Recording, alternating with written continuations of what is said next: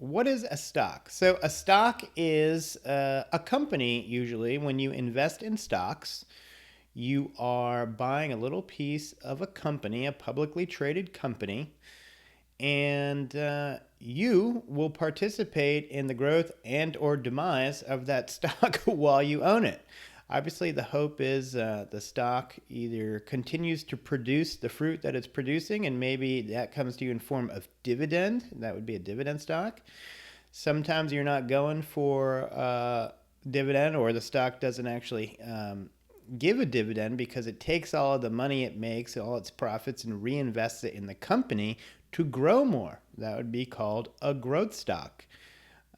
In the case of a growth stock, you're just essentially trying to build your equity or grow your equity or your invested capital. And with the dividend stock, you would be trying to generate potentially spendable cash flow from the dividend.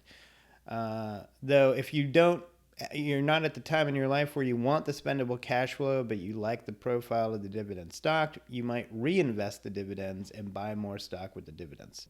There are tons of different types of stocks out there that fall, different places on the risk spectrum, different places on the sort of asset allocation of your stocks, but they all kind of function the same. You buy the stock and you go up or down with it.